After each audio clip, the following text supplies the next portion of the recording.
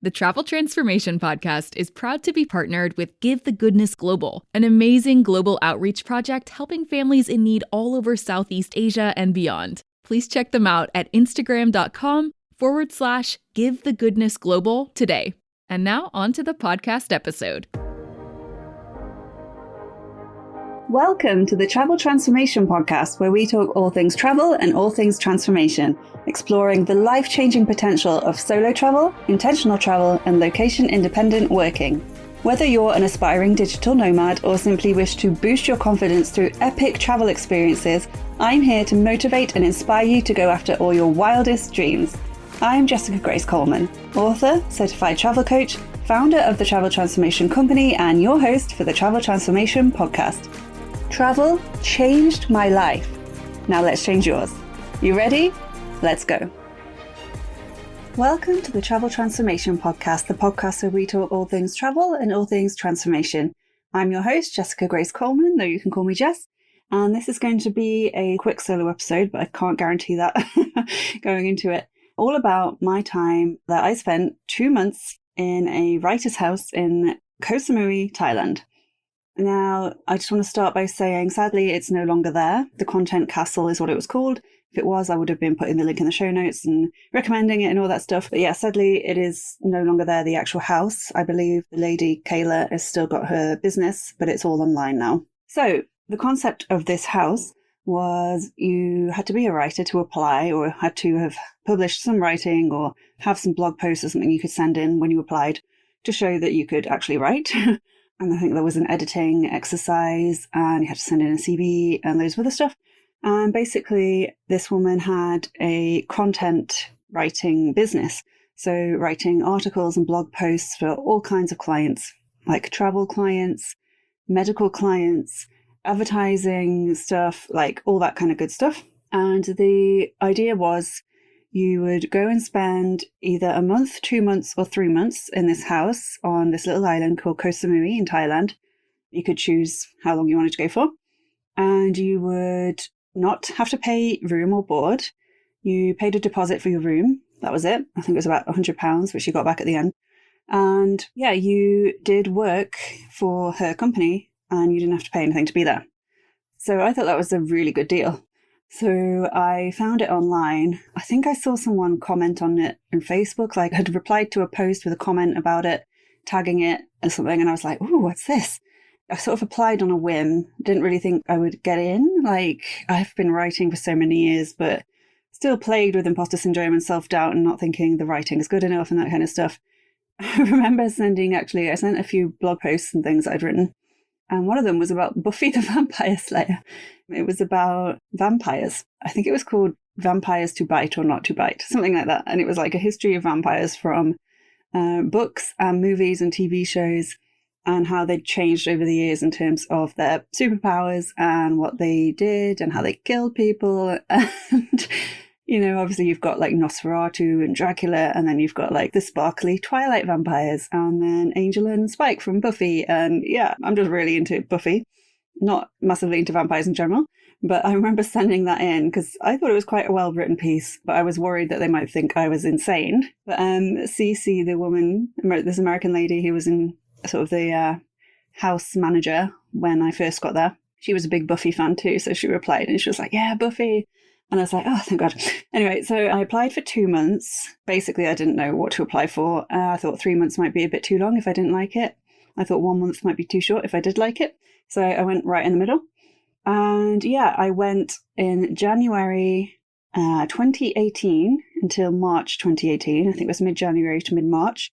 And I'm not good with winter in the UK, with the darkness, the cold, the short days. I definitely think I have the at least mild seasonal affective disorder, SAD. So to be able to leave the UK and go to Thailand during the winter was great. And actually it was the time that we had the Beast from the East. Do you remember that? Well, I don't, because I wasn't here, which I did actually kind of like annoyed that I'd missed because I do love the snow. And I don't do well in massively hot countries, which is something I've come to realize recently. Well, I've always known it, but I'm going to intentionally book places that aren't massively hot. So it was pretty hot in Thailand when I went. I remember I had a Fitbit and the strap melted within like a couple of weeks. I couldn't wear nail varnish because that kept melting off. Anyway, so I applied, I got in. Obviously, I had to pay for my own flights, but the fact that I could go and stay somewhere for 2 months, all meals included, everything like that. There was a chef there, which I'll talk about in a bit. But 2 months on a Thai island for just the price of the flights, I was like, I'm going to do this. So I booked my flights, and actually it was absolute nightmare journey. So I was flying from Heathrow, I believe, and my dad, bless him, gave me a lift there. And that morning we saw that the flight had been cancelled, like not just delayed, like cancelled completely. Turns out it was left to Thailand and it's meant to go back and forth, all that kind of stuff. So I was like, oh, well, I'll get to the airport and see what happens. And then I remember having to wait in a massive queue with all the other people whose flights had been cancelled, trying to get other seats. And I think it was hours waiting in this queue. And then I just managed to snag the last seat on the last plane out that night. So I'd gone there like first thing in the morning, and it was the last plane that night. So I was grateful I got the seat, but then I had to wait for hours and hours and hours in Heathrow Airport. I can't even remember what I did, to be honest. I probably got some work done, walked around. I can't sleep in airports, so I definitely didn't do that. But then I finally got my flight to Bangkok, and then my connecting flight was to Koh Samui, so a really tiny plane. And I remember, when you have to run through an airport. I was on my own, didn't know where I was going. Bangkok airport's pretty huge and confusing. And I was running and running and running. And then you get to the queue to go through like immigration or security or whatever it is again. And it was the longest queue in the world. And I had like 20 minutes until the plane left or something. And I was like, oh God. Obviously, everyone else is in the same boat, so you can't just push your way through or anything. It was very, very stressful. Like the last minute or so, I was just pegging it down the corridor. I just managed to get to the plane before they closed the door. I was sweaty. I was out of breath. Everyone was like annoyed because they were waiting for me. And I had to just sit down and be like, I'm sorry. That was awful. And yeah, I remember getting there basically in the middle of the night. And I'd got a van booked with loads of other people. So I managed to get that. And they dropped off loads of other people. And then it was just me in the van. I was just like, oh gosh, I just want to get there. And then they dropped me off kind of near the house, but not at the house. And luckily I'd looked on Google Maps before, like on Street View, so I knew where to go. And I knew that there was a big statue of Guan Yu, the god of war. It was like a Chinese area, like near the house, like a couple doors down.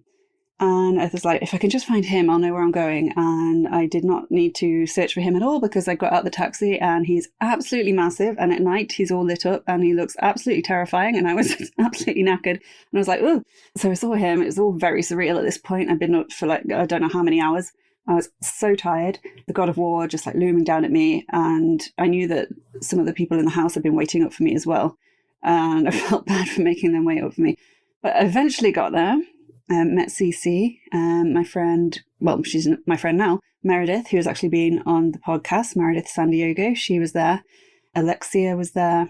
And I think Kay was there, may have gone to bed at that point. Anyway, I got there and I met everyone and I was so tired. And I was like, oh God, what have I done coming here? It was a really nice house, but I was just like, when you're so tired and everything's overwhelming. So I went to sleep. And then the next day I got up and immediately got to work. After a few hours sleep, very jet lagged, very tired, I got up and we had a Trello board with all our work on and our articles that we needed to do. And basically we had to write articles for so many people a day. And we also had to proofread articles that our friends had written, like the other housemates, before it went off to Kayla, who was the boss, who could then send them on. But a lot of these articles involve a lot of research, a lot of it was medical. I did a lot of articles for an optician's. So there's lots of stuff about degenerative eye diseases and stuff like that, fun. But I also did some for luxury travel things as well. There was cruise line and hotels and stuff like that. So that was fun. But yeah, I got thrown right into it. Most people had a day to acclimatize and sort of chill out. But because of all the delays and everything, I just had to get straight to it the next morning. So that was my journey there. So yeah, when I was there, Cece was there to start with, who was the house manager, but she left. And she got replaced by Joe. And then Kayla who owned the house but lived on Koh Phangan, which is the next island along. She came and did the house manager stuff for a bit as well. Her and her husband, Fraser. And she's Canadian and he's Scottish. And they live in Thailand now. So very multicultural situation. They were really cool. And yeah, so when I was there weren't that many people there. Like I think they had 6 rooms or 7 rooms. One of them had 2 beds in, but they weren't all full when I was there. So the main people I was hanging out with was Meredith, who's been on this podcast. Kay was there for a bit from the Philippines and she left. Alexia, she was from Sweden, I want to say. I might have got that wrong, sorry. Ariel was a guy who came towards the end, so he wasn't there for most of it. And then my friend Mel and also Sandy came as well about halfway through. Sandy's from the Netherlands and Mel is from England. And it was really funny. I saw her name, Mel Chavuco, on the board. We had like a board of who was coming, staying, when and where, in which room. And I was like, I'm sure I know that name, but I can't think where from. And then she came and she was like, I know you. And I was like, oh. And I used to run an online writing competition called Darker Times, all kind of like horror fiction and stuff like that. And I would choose winners and then I would put them together in an anthology. I did quite a few of those. And it was really fun, but a lot of, I didn't make any money from it. It was very time consuming, so I stopped in the end. But she had actually applied, she'd actually sent in a story years and years ago to that. And she reminded me, I did not pick her as a winner, but I did give her like a runner-up thing. On top of that, she also is from the next town along from my hometown. So I'm from Stafford and she's from Stone, which is like 20 minutes away. And I just thought, well, the world is so small that we've both ended up here at the same time in this writer's house. It's absolutely crazy. So that was quite cool. So yeah, the house was amazing. It was on 3 stories. It had a few balconies. It had a really nice balcony at the top with like hammocks and stuff. You could look out over the jungle. It was right across the road from the beach. It was in like a little fishing village. So it wasn't very touristy. And there was like a little 7-Eleven shop and another shop, a couple bars, a couple cafes. That was about it. But the house was really nicely done, like very modern, very airy, very light. The rooms were really cool. I had a room on the top floor, which is like a sort of terrace outside. And you could see some of the sea from my bedroom window, which was cool. And yeah, it was just a really nice place. But everyone back home was like, we were in paradise for 2 months. I'm so jealous. And I was like, well, yeah, it's amazing. But we also are working like 12 plus hours a day because we had a lot of work to do for the Content Castle. And then all of us pretty much had our own businesses or our own work to do on top of that. So we'd often still be in the main workroom, which had aircon. So we stayed there a lot with it was basically a dining table, chairs. We'd often be there till like midnight beyond working. So I don't want to paint the picture that it was like this wellness retreat in Thailand, because it wasn't. It was a lot of hard work, but it was really good. So we also did things like workshops. So Cece and Kayla, they did workshops on like writing, grammar, on pitching yourself to publications and how to do that. Just anything that would help writers, really, because we were all writers. And it was really cool. I learned a lot. I think we all learned a lot with how to juggle several projects at once, as well as being in a beautiful island that you want to explore. So yeah, that is sort of the setup. A couple of things happened there, which I will go into in a bit. Oh yeah, I just want to mention Cherry. So she wasn't there when I first got there, but they hired her a few days after I got there, I think. And she was like the chef/housekeeper. So she had the opportunity to live in, but she lived quite close. So she would just like come on a scooter every day. And she cooked for us. And that was amazing in itself because she did really, really good food, great curries and all that kind of stuff. But it was particularly good for me because I am a vegetarian and I was really worried about going to Thailand. The last time I went to Thailand, I wasn't a vegetarian. And, sometimes you can easily ask for no meat. But the thing with Thailand is a lot of their dishes are like fish-based. Like they put fish oil in, fish sauce, that kind of stuff. So even if you say no meat and they're like, yeah, it's got no meat, it will really taste of fish and it will be fish-based. And like, I just can't, even before I was a vegetarian, I couldn't deal with fish. I just don't like the taste or anything. So I was really worried about being able to eat over there. But Cherry, bless her, she took into account all of our dietary requirements. So I was vegetarian. I think there was someone who was vegan. I think there was someone who was a meat eater but couldn't have eggs. There was someone who was like gluten-free or something, like it was a lot of stuff going on and she catered for all of us. She did me a lot of tofu-based curries and things like that, spring rolls, and it was just delicious. So we had to fend for ourselves for breakfast, but we usually just had like tea and toast. Tea and coffee were provided, and yeah, every lunch and dinner, apart from, I think she had 1 or 2 days off, at which point we would either do our own stuff. There was like a little kitchen in the place, not a huge one, or eat out. And yeah, I would tend to just eat leftovers or something because it was easier than trying to order vegetarian food over there. So Cherry was amazing. She was just so like happy all the time. I still have her on Facebook. She does a lot of sort of TikTok-y reel type videos. She's amazing. So that was really cool as well. And I've written down a few notes of things I remember doing, but I usually go through my Facebook album to jog my memory. And I know you can't see these photos, so it might be a bit boring. But it's just to jog my memory. But I opened my Facebook album from my time in Koh Samui, and there are 612 photos in there. So I'm just going to go through my photos, see what I can remember, and then I'll go through my notes, see if there's anything that I left out. So the first one's on the plane, getting to the airport, photos of the house, really cool, like I said. And then, there's a photo of a cat. There was this sort of stray cat nearby who we called Cat. Very creative. But sweetest cat ever, kept coming in. I think a couple of people were allergic though, so we tried not to let her come in too much. And she also did poop in someone's suitcase once, so that wasn't great. But really sweet little cat. So we did kind of have a pet when we were over there. There was this bar that we went to a lot on the beach. You could sort of sit on the rocks with a beer and look out over the water, which was really cool. It was this sort of like Jamaican themed, called the Rock Bar. So we went there a lot. And there's pictures of Cat. And then, so I went on a songtao, which is like a tuk-tuk, but like the big ones with like the actual vehicles. And you get like, I don't know, you'd get like 8 people or something sitting in the back, and it's like a taxi. They're meant to come by every so often. I think there's meant to be a timetable, but there generally isn't. So we spent a lot of time just waiting outside the front of the house, waiting for a songtao that could come, might not come. But that was the main form of transportation. The house did have a couple of scooters as well, which some people used, but I have used scooters in the past in places like Cambodia and Vietnam. But I mean, the roads over there are pretty, even in the small fishing village where we were, they were pretty dicey. So I didn't do that myself. I did go on the back of the motorbike a few times with other people driving, but I didn't trust myself to drive on there. But anyway, so on this trip, me, Meredith and Kay got a songtao to, I believe it's called Crystal Beach. Really nice. Had some beers on the beach. I remember I had like a little diary out, and I was going to like make notes the whole time I was there, which I didn't.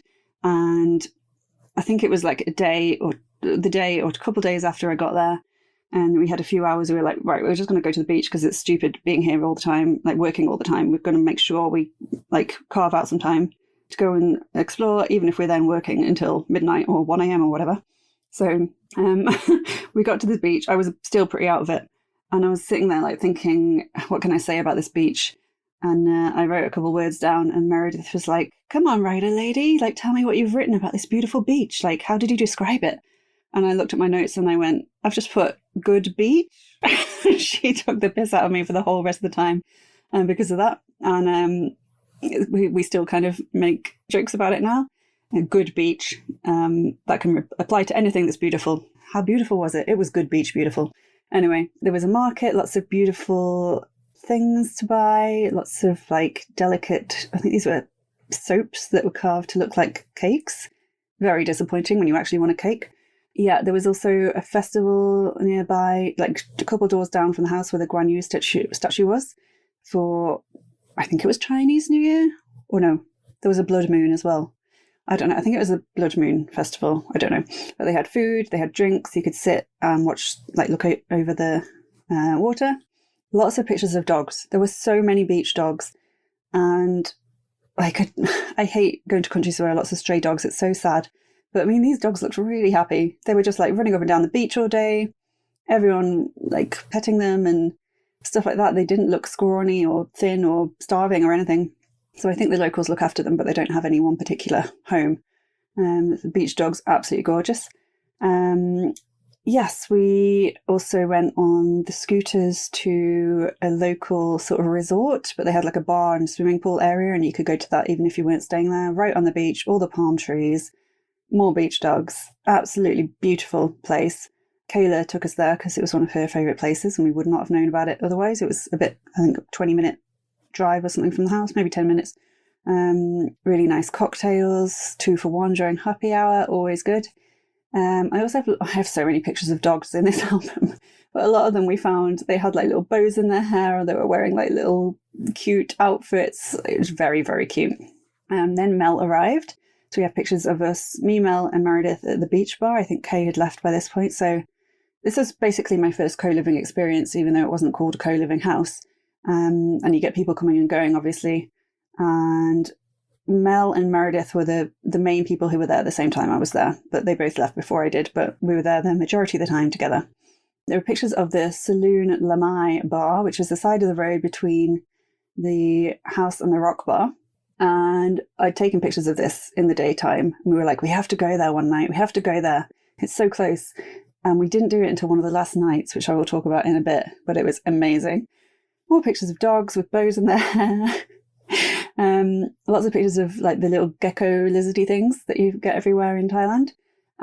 Pictures of us on the hammocks, on the top floor balcony.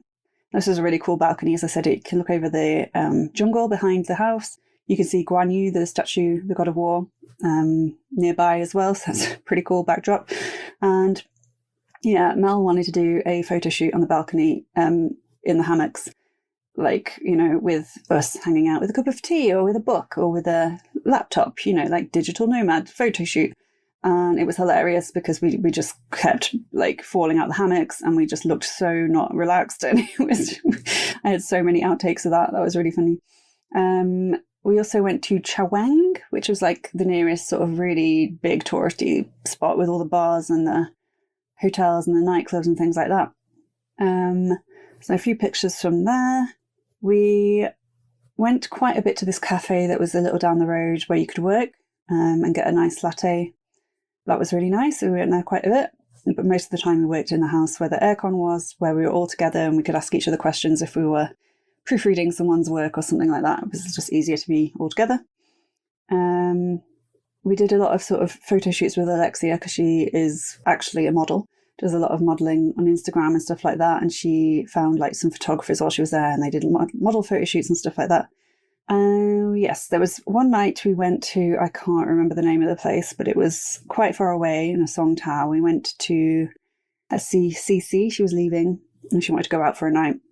So we got there, we went out for dinner, we had cocktails. There were loads of like dogs running around the street, so cute.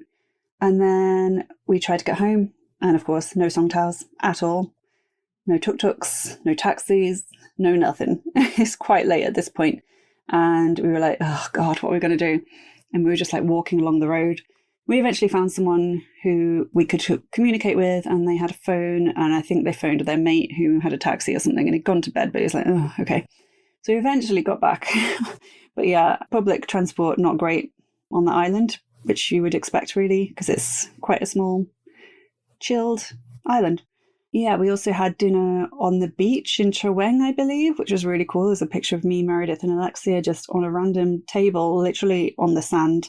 No one else around us having dinner. That was pretty cool. We also went to this big temple with like a big golden Buddha. That was really cool as well. There were loads of shops and stuff there too.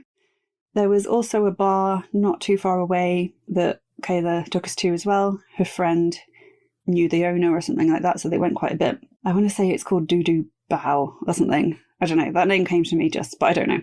There were lots of night markets. I've got this really funny picture of this stray dog looking at Meredith who's eating this like meat stick thing. And the dog is just like, please. And Meredith is like, nah, this is my food. Really funny. There's a picture of Cherry. Bless her. We told her about the tradition of Pancake Day in the UK. And she went all out. She made pancakes and she got like lots of sauces for us and stuff like that. And it was just really cool. There was also a cafe a couple doors down, which we went to a lot. I can't remember the name of the cafe because we just called it, we called it Tales of the Cock because they sold cocktails for like 89 baht, which was, I don't know, less than £1. And it was run by this guy from Manchester and his mum. And he had a little dog called Jack Daniels. And we just went and we would talk about England. And he sold lots of like English food, like beans and mash and stuff like that. And he sold mince pies, which we found amazing, finding mince pies in this little Thai island because of this Manchester guy who wanted mince pies, basically. He had this magical freezer full of all kinds of British type stuff. And yeah, we went there a lot, especially for the cocktails. That was really cool. I've got a little picture of cats as well, cats, dogs. Yeah, this is us at the temples. Amazing temples over there. I'm sure if you've been to Thailand, you'll know what I'm talking about. The big, elaborate, gold, colourful Buddha statues and all that kind of stuff. Another night market. I am, kind of addicted to night markets. You can get so much great stuff. I think I bought a lot of souvenirs and gifts and that kind of stuff. We went to visit Guan Yu. So there was a statue, but you could also actually go in to it. They had like a little building, lots of cool stuff in there. There were people drumming outside. It's a really cool statue. If you Google Guan Yu, Guanyu statue Koh Samui, you'll see it, and he is quite a formidable looking character, as you would expect for a god of war. So just imagine rocking up in the middle of the night when it's pitch black and all you can see is him lit up and you're just staring up at him. That is what happened when I got there. So there were some pictures of us on the beach. We did go to the beach a couple of times, like the one opposite, like across the road, but it wasn't a great beach. We went in the sea and it was just so shallow. We would like swim out for ages and you'd still just, it would be up to your, I don't know, your knees or something, maybe a bit more. So we just sort of floating around in there, but basically like lying down because you couldn't really swim in there. Yeah, and Meredith, I think she got a crab came along and got her toe and she like leapt out of the water and it was just really funny. Sorry, Meredith, but it was. And then this guy Ariel came. He was from the US. I think he lived in Colombia. He was a character. He wasn't there for too long. I think he left before he was meant to. I don't know. It was a whole thing. But we went to Chaweng with him. Looks like we had dinner, we had drinks. I've got a video of Mel doing a Tim Tam Slam. We were trying to explain to the other people what it was. And it's an Australian thing, but we both had it in Australia. We were trying to explain that.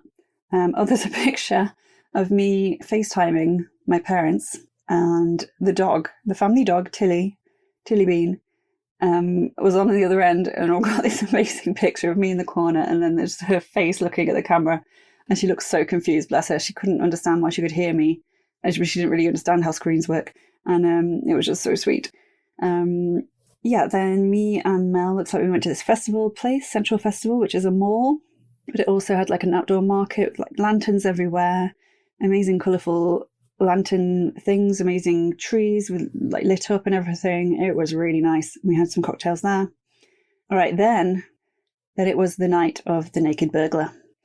Now you might have heard me mention this before on podcasts. I also mentioned it I think it's in my Write Your Life book. But yeah, basically it was about 2 a.m.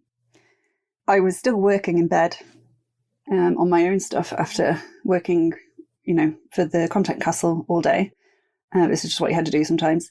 And I think I'd finally finished working about 2 a.m. Went to the bathroom before going to sleep. I had my like little lamp on in the corner of the room, but not the main lamp, the main light. I came out of the bathroom, walked into my room. I saw a shadow, something moving behind the door. And I was like, what is that? Like a big shadow. And it was like slow motion in my head. I can remember it like slow motion out of a movie or something. I opened the door and I came face to face with a burglar. Shocking enough. What was more shocking was the fact that he was completely naked. Yeah. He had his hand over his bits. He had a phone in his other hand, which had the light on. He was obviously using it to see his way around the house. Other than that, totally naked. And I didn't know what to do. I froze. Actually, I started yelling at him. I said the F word a lot. I was like, what the F are you doing here? What is going on? What the F? And he was shouting back at me in Thai. We couldn't understand each other. Looking back, it was like something out of a comedy sketch. Really funny. At the time, I was just like, my heart was going. I was like, what is going? I don't understand. Like, don't understand why this naked Thai dude is suddenly in my room. That happened for a bit. We were just yelling at each other. Then he eventually just ran off down the stairs, and Mel was in the room next to me. We were the only ones on the top floor. And I was like screaming her name, trying to wake her up, and she was deep asleep, so it took a while. So by the time she came out, he had completely gone. And I was trying to explain this to her, and she was like, What? Naked man, what? And I was like, no, honestly, I've not gone mad. And then together we went down the rest of the house. We tried to wake everyone up, and not one single person woke up, even though we were yelling at the top of our lungs. So they're really good at sleeping, way better than I am. We eventually went around the whole house. We saw that the back door was open, so we'd assumed he'd gone, but we checked every inch of that place anyway. The house manager, Jo, her bag was like on the floor, scattered about. He'd gone in there, he'd got some money from that and some cigarettes. That's all he managed to steal, where he didn't have like a swag bag or anything. He didn't have any pockets. He was totally naked. So he was in a house full of MacBooks and iPhones and iPads and all kinds of things. And all he took was like a couple of $100 and some cigarettes. So good night's work for him. Eventually, we got the whole story. Well, kind of the whole story. After describing him to the guy from Manchester down the road, he was like, I know exactly who you mean. He's around here all the time. I was like, oh God. But he was basically the son or grandson of this like really powerful guy on the island, basically like the Thai mafia. So that's great. But because of that, the police weren't interested at all. I don't think they get involved in Thai mafia type situations. Mafia is the wrong word, but just, I don't know how else to describe it. Basically, they sort it out between them in the family. So I did hear on the grapevine that he got taken to the jungle and got roughed up a bit, which doesn't sound great. But we did go to the police and they basically weren't interested, which I didn't really think they would be. So yeah, we found out who it was. We found out that his mate came to pick him up on a scooter afterwards. So after running out of the house completely naked, he hopped on the back of his scooter, again completely naked with his friend, and they went off into the sunset, again completely naked. We also found some trainers on the balcony, and they were from the next door neighbour who would wash the trainers and put them out on the line. So we'd stolen those. So at least he had some shoes on. And then as far as we can figure out, he got in through an open balcony door, which our house manager Jo had left open on the second floor. So we must have shimmied up the pole outside the house, which is why he needed shoes. I don't know. Left the shoes on the balcony, made his way inside, and then had been roaming around the house for God knows how long. Since the start of the pandemic, many people have been reconsidering the ways in which they have fun. After a horribly isolating couple of years, we're now craving connection, community, and real deep conversation. We don't want to do the same old stuff every time we meet up with friends. We want something new, something different, something more. Enter the Flip the Script Party Packs. These digital party packs will help you flip the script on your usual parties and flip the script on your lives. Yes, this is self-development, but not as you know it. When you buy a Flip the Script party pack, you'll get taken to a super secret page on our online portal where you'll be guided through your very own Flip the Script party with videos, fun worksheets, and printables to help you throw the best Flip the Script party ever. There's a party pack for everyone and every situation. Mindset makeover, business bestie, life goals and legacy, birthday boost, hen do hootenanny, and team building takeover. All designed to help you have a great time in a fun, collaborative setting. They're also perfect for when you're meeting people on the road and you want to get to know your new travel buddies. Small talk's dead. It's time to get deep with a Flip the Script party. Just head to traveltransformationcoach.com/party to purchase, or get all 6 party packs free when you sign up to the Flip the Script Digital Nomad Academy at traveltransformationcoach.com/academy. And now let's get back to the Travel Transformation Podcast.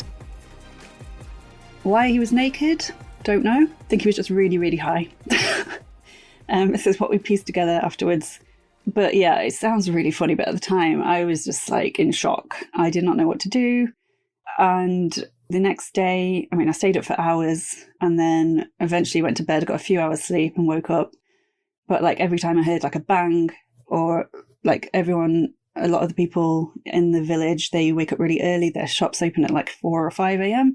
A lot of shutters going up and that kind of thing. And every time I heard that, my like heart was like, ugh. And then the next day I remember sitting working on the table, and Meredith had gone round the balcony outside, and she like stuck her head out in the window where we could see, and like made me jump out of my skin. And she like ran right back in afterwards. She's like, "Oh my God, I'm so sorry. I didn't think that you might be like a bit jumpy today." And I was like, "Yes, a little bit jumpy. It's fine." Yeah. So the next day I was very, very tired, still trying to get my work done with like all this craziness going on, and going to the police who did nothing. And yeah, it was just a big thing. A few days after that, actually the day after that, or that evening, Joe, the house manager, took us to a meal in this place that we kept seeing on the side of the road over in a song tower. And it had really random signs like roast beef, but spelt totally wrong. And then pizza and pasta, and it like literally anything you could imagine this place sold. So we went there, we had pizza and cocktails. The Content Castle paid for it, basically just to like, sorry this happened. Hope the pizza and cocktails help. And they did. We had a great time. But yeah, so I have pictures of that. And then the next day, yeah, I was just working, and then I worked at a cafe across the road on the beach, lots of beach dogs, which helped as well. But after that, a couple of days after that, me and Meredith had agreed to go and dog sit for our boss, Kayla, and Fraser. And as I said, they lived on Koh Phangan. And we said we'd go and dog sit for a week. They had 3 dogs, Pepsi, Charlie, and, I can't remember the other one. It was like Layla or something like that. Really nice dogs. And yeah, so we went and got a boat to the other island, and it was quite good timing because I was like, I don't really want to be in that house or in that room directly after the naked burglar incident, especially when I knew that the guy lived around there and he could easily come back. So it was nice to have a bit of change of scenery for a week. And the dogs were amazing, and they basically had a house in the middle of the jungle. Like it was really cool. You could hear like monkeys and things like banging around on the roof, like that kind of thing. And we had to take them for a walk every day up this giant hill, which the house was on this big hill, in the heat. So that was interesting. Pepsi, bless her, she kept jumping into the side. It's like this kind of drain thing, like really deep drain all along the side of the road, and she kept jumping into it, or trying to jump over it, but would like just fall into it. And then we'd like have to like literally jump down and like pull her out, and then she'd do exactly the same thing. It was quite funny. At one point, Charlie slipped his collar and ran off into the jungle, and I was like, oh God. Well, first he ran up the giant hill and then ran into the jungle, and I had to run after him. I was just like, oh my God. There were also some really angry monkeys in that jungle. Like, I was walking past with the dogs, and I just heard this noise, and I looked over, and there was this monkey just staring at me as if it wanted to kill me. And I was like, I slowly walked past it. I think the dog started barking, and the monkey was like, and like looked really, really angry. I was like, okay, angry monkey, we're going to go. Yeah, and one time Charlie tried to chase after a cyclist. He loved cyclists, and it was a bit stressful, to be honest, but it was really nice. There were 2 bedrooms, and they both had aircon, so that was nice. There was a huge gecko who lived in that house. I think we called him Gary. He would come out, if you were watching TV in the evening, he would come out and just hang out on the wall. There was also 2 geckos who lived in the shutters in the Content Castle house, who we called Gecko Jesus and Mary. I don't know why, but he became quite a celebrity while we were over there. And before we all left, me, Mel, and Meredith, we got little like beanbag gecko toys, and we still have them to this day, little Gecko Jesus, to remind us of our time there. So yeah, and when we were over there, we had the use of Kayla's motorbike, which again, I didn't drive. Meredith drove, and I would be on the back. We also had a car, but we ended up going down a wrong road at one point. It was basically like a dirt track, and we nearly got stuck there, so that was quite stressful as well.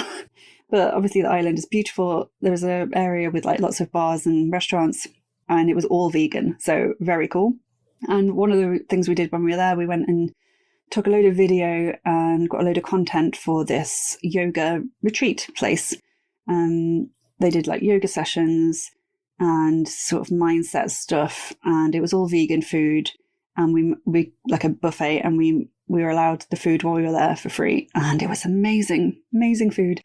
And we got some video and stuff, so that was fun. We also went to like a beach bar, and there was like all these beach puppies, like not just a dog, puppies, amazing. I've got pictures of that. We found a swing some funny footage of me on the swing trying to be all graceful. I'm just swinging around all out of control. We did some like writing on the beach. Really nice beach, apart from one bit where we came across this guy on his own. He was lying on the beach, having a lovely time with himself, if you know what I mean. And we were just like walking past and we were like, we're just going to keep walking. We watched the sunset. I've got some great pictures of the sunset, having cocktails, watching the sunset. I mean, that was worth going to the island for alone. So nice. There was also this big like water buffalo looking thing that Meredith tried to go up to, and it was angry and she ran off, and that was also quite hilarious. So back on Koh Samui, after our trip to see the dogs, our friend Sandy arrived, and we went to this place called the Magic Buddha Garden, I think, me, Meredith and Sandy. It was right at the top of this huge hill, and we got a taxi driver to take us, and I think we killed his car. Like, it was so hot and it was so steep, the car just died, and we were like, oh my god, I'm sorry. I think he got it sorted though.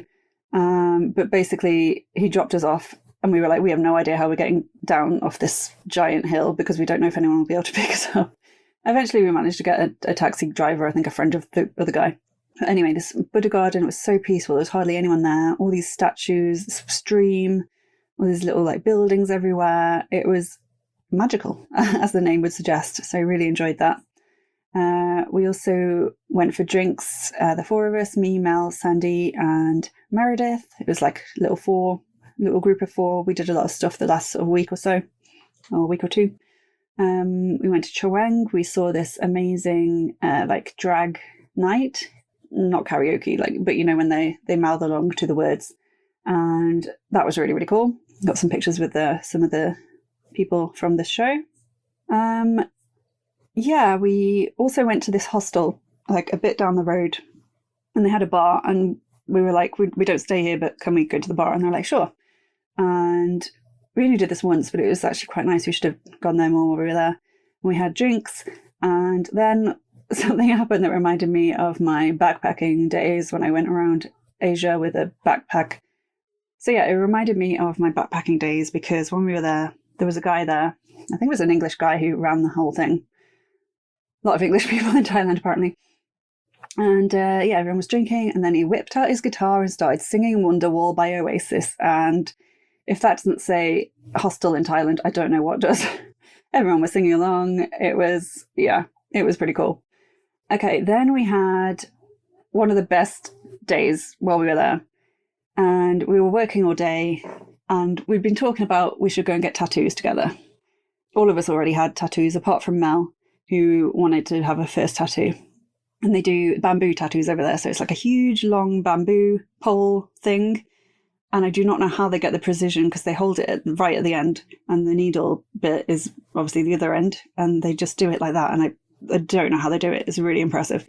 But Mel wasn't sure whether she wanted to come. Like, it was her first tattoo. I think she was a bit nervous. Eventually we all decided to go, but I think some of us were in a mood. I don't know. It was a bit like tense. We almost didn't go, but I'm so glad we did, because we had the best time. So it was across from the rock bar, and it was this guy in this random tattoo studio who does bamboo tattoos, as I said. I went first. I got like, it's like a Thai tattoo. It's like 5 lines of like script going down, and from a distance it kind of looks like a big claw mark. Angelina Jolie has it. Lots of people have it. You're meant to get it done by a Thai monk, and they're meant to like speak blessings into it as they do it. So I didn't do it properly, because I just got a random dude across the road from the rock bar to do it for me. But I really like it. It's on my shoulder. And I went first, and Mel was watching me the entire time. She was like, does she look like she's in pain? Shall I do this? And I was like, trying not to show. I mean, it wasn't too painful anyway. I've had way worse. I've got one on my foot that goes around the bone, and that was really, really painful. But again, I did that when my friend Ruth was there, and she hadn't had a tattoo before either, and I was trying not to show pain then. So I was like screaming inside, but like smiling on the outside. But no, this wasn't too painful. And she still wasn't sure if she was going to get it. And then Sandy got one on her leg, and then Meredith got one on her chest.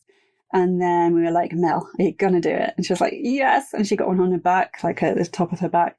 And it looked really cool. Like, it's like lotus flower kind of design. And we got a picture with the guy who did the tattoos. And I think I'm going to use that for the sort of episode picture. If you see those on social media, that's the guy who did the tattoos. And we're all showing our tattoos, looking very happy.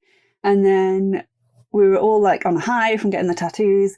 And then we're like, okay, now's the time we need to go to the saloon, the one that we like walked past like so many times and not gone in. And we went there and there was hardly anyone in there. It was at night time. And the guy running it, I think he was German, he basically gave us his laptop and said, you guys are the DJs. And we were like, yes. So we put on loads of 90s and noughties, pop and R&B and just amazing songs. And we were dancing to like Saturday Night in the Macarena. And poor Sandy, who was like several years younger than us, didn't know a lot of these songs, didn't know what dances we were doing. She was like, what is wrong with you? But it was just the best night. And then after that, we had bought a durian from this lady on the side of the road, as you do. And we were like, we're going to challenge ourselves to eat some durian fruit because it's one of the stinkiest fruits in the world.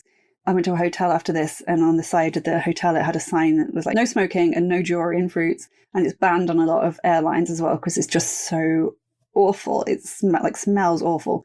And we like challenged ourselves to eat it. And it didn't taste as bad as it smelt, luckily, but it wasn't really my thing. But yeah, that's how we ended that night. So it was just a really fun, random night. And now we're all bonded forever because we all have bamboo tattoos from the same guy from across from the rock bars. That was really cool. I think after that, I went to the beach with Sandy for a bit. There's loads of pictures of her with this beach dog who would not leave us alone. So cute. We had more cocktails, Tales of the Cock. Then sort of Meredith left and then Mel left. And then it was just me and Sandy. Yeah, there really weren't many people there while we were there.